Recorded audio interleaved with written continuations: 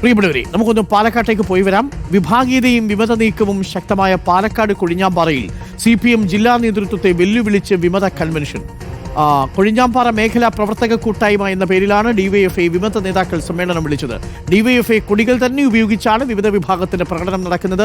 ഇക്ബാൽ അറക്കൽ ചേരുന്നു. ഇക്ബാൽ അറക്കൽ, സാധാരണ DYFIയുടെ സമ്മേളനത്തിലൊക്കെ കാണുന്ന തരത്തിലുള്ള ആൾക്കൂട്ടത്തെ അവർക്ക് ഇറക്കാൻ സാധിച്ചിട്ടുണ്ട്. അവിടെ കൊഴിഞ്ഞാമ്പാറയിൽ DYFI നടത്തുന്നതിനേക്കാൾ വലിയ റാലിയാണോ ഈ വിമത വിഭാഗം നടത്തിക്കൊണ്ടിരിക്കുന്നത്? വലിയ ഒരുപാട് പേരുണ്ടല്ലോ.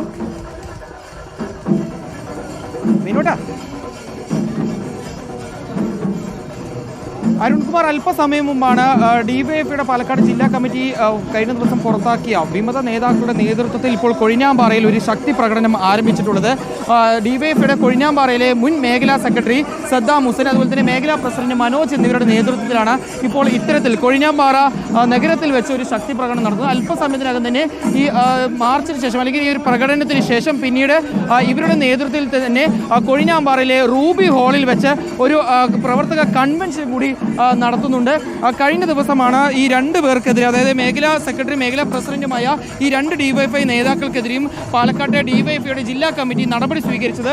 സംഘടനാ വിരുദ്ധമായ പ്രവർത്തനം നടത്തി എന്ന് കാണിച്ചുകൊണ്ടായിരുന്നു ഇവർക്ക് എതിരെയുള്ള നടപടി. തുടർച്ചയായി കമ്മിറ്റികളിൽ നിന്നും വിട്ടുന്നു. അതിനോടൊപ്പം തന്നെ സംഘടന വിരുദ്ധമായിട്ടുള്ള പ്രവർത്തനം നടത്തി. നേരത്തെ CPM-നകത്ത് വിഭാഗീയതയെ ചൊല്ലിയുള്ള പ്രശ്നങ്ങൾ കൊഴിഞ്ഞാമ്പാറയിൽ നിന്നിരുന്നു.